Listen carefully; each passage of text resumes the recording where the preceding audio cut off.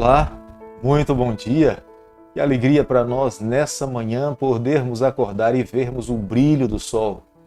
Enquanto a cidade se movimenta para suas atividades, seus trabalhos, nós nos voltamos para Deus, abrimos o nosso coração e deixamos que Ele fale a nossa vida. Quero começar nesse momento com a reflexão do livro de Salmo, capítulo 63, o verso 2 e o verso 3. Diz o seguinte: Assim eu te contemplo no teu santuário, para ver a tua força e a tua glória. Porque a tua graça é melhor que a vida, os meus lábios te louvam. Salmo capítulo 63, o verso 2 e o verso 3. Davi tinha prazer em contemplar o Senhor no seu santuário. Nós precisamos ter prazer em estarmos com Ele na nossa casa e buscá-lo e ter a certeza que Ele está no seu santuário intercedendo por cada um de nós.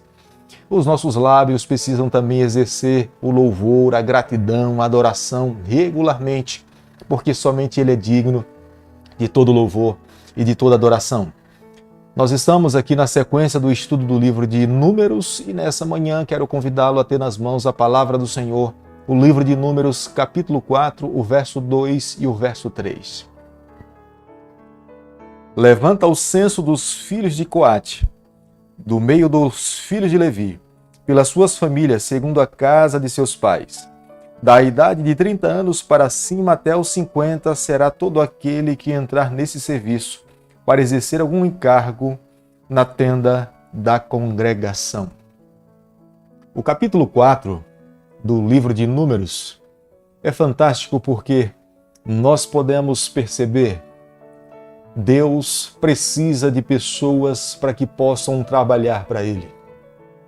Ele poderia perfeitamente enviar anjos para que pudessem realizar todo o trabalho, mas o Senhor esperava que seres humanos pudessem desempenhar os seus dons e as suas habilidades para o serviço dentro do santuário e no transporte do santuário também.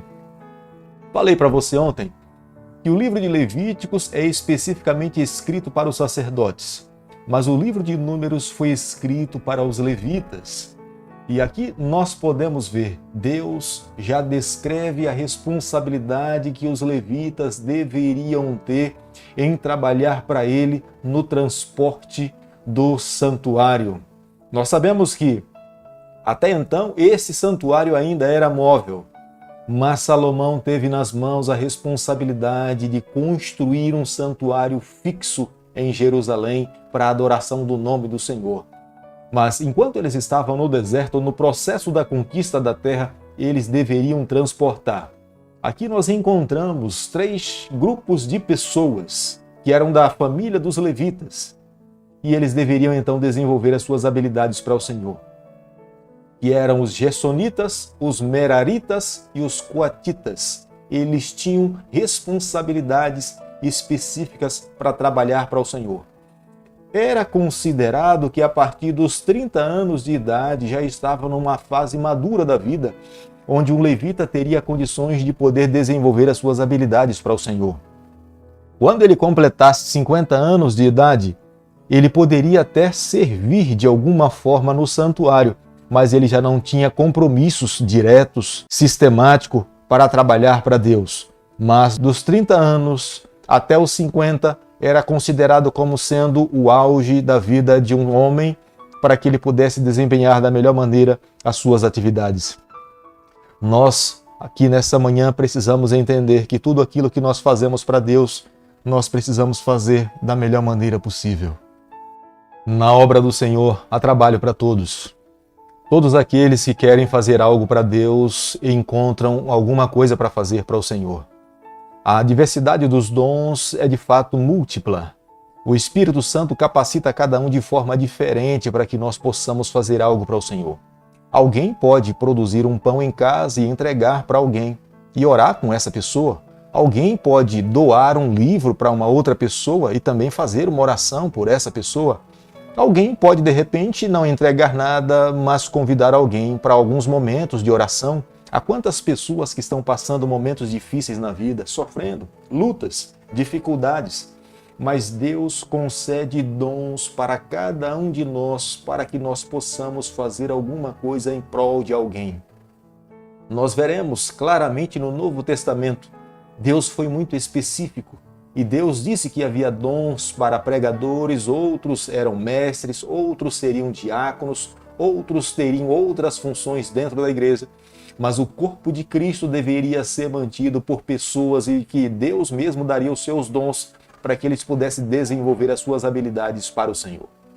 No capítulo 4 do livro de Números, o verso 3 usa a expressão nesse serviço. A Bíblia hebraica, ela traduz essa palavra como sendo alguém combatendo como um soldado. É como se alguém estivesse no campo de batalha.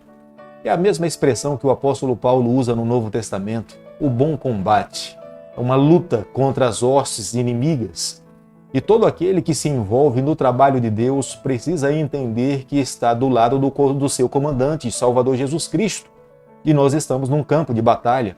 É necessário fazer da melhor maneira possível, mas é necessário também estar sensível, ouvir o seu comandante, o que ele está pedindo para que você possa fazer. Era necessário seguir restritamente as orientações do seu comandante. Nós podemos ver isso na palavra de Deus, que Deus esperava que todas as pessoas que estivessem envolvidas no seu trabalho, elas deveriam seguir restritamente o que Deus estava pedindo que elas pudessem fazer.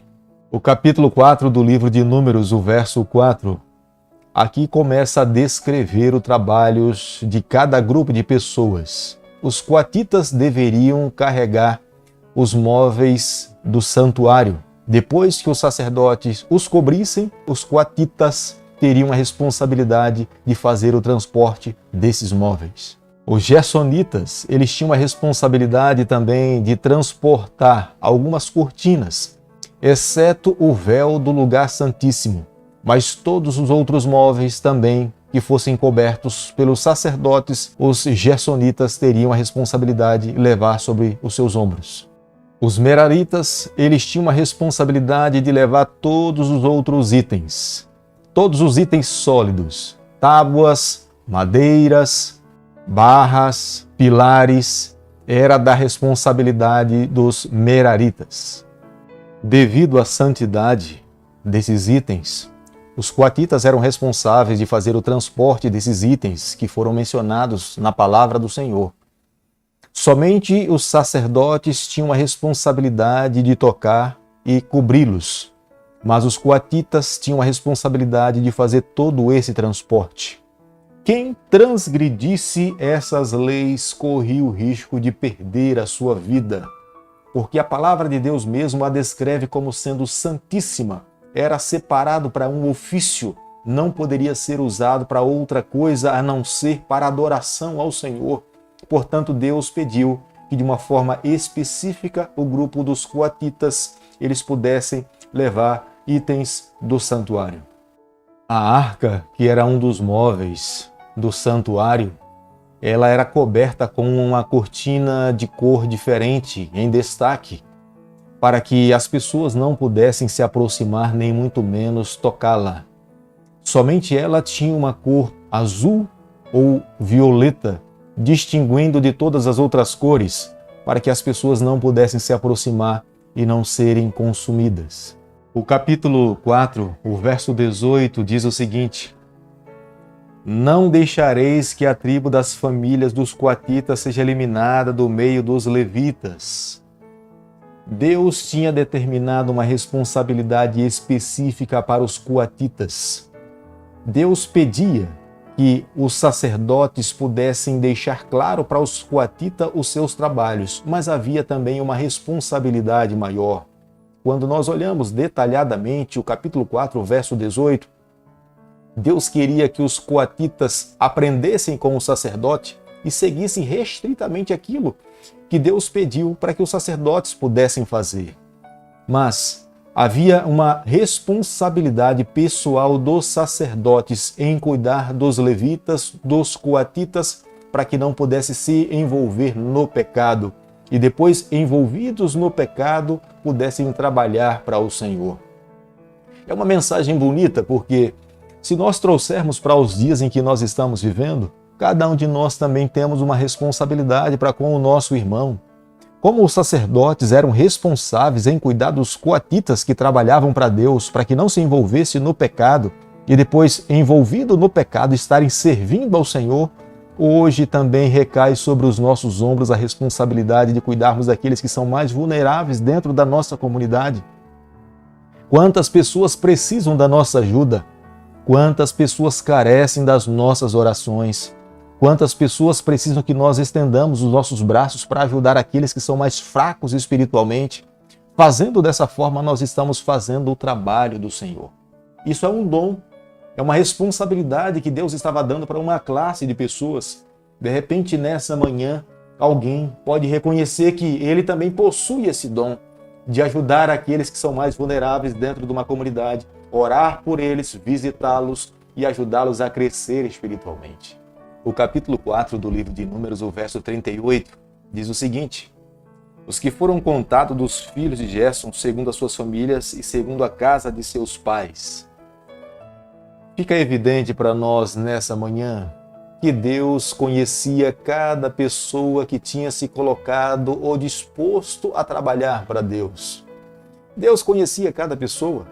Ele estava feliz porque as pessoas tinham se colocado à disposição para trabalhar para Deus. Eu acredito, e você nessa manhã também precisa crer, que o nosso Deus está com seus olhos voltados para essa terra.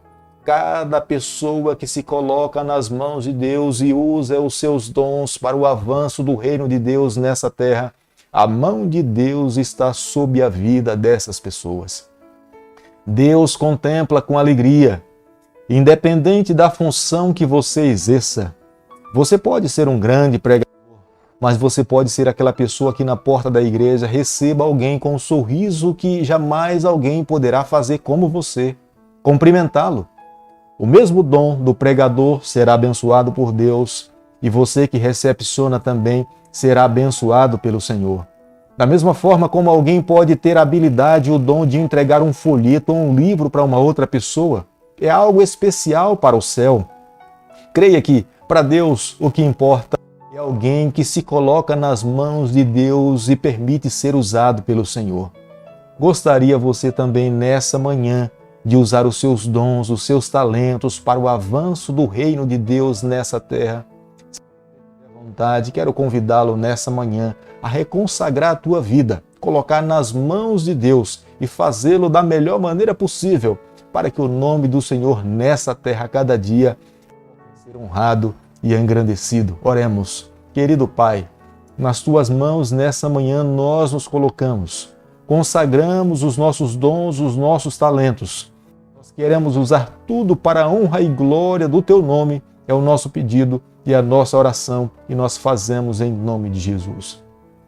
Que o Senhor te abençoe e te guarde, que Ele faça resplandecer o seu rosto sobre você, que Ele tenha misericórdia de você, que sobre você, nessa manhã, Ele levante o seu rosto e conceda a sua paz em nome de Jesus.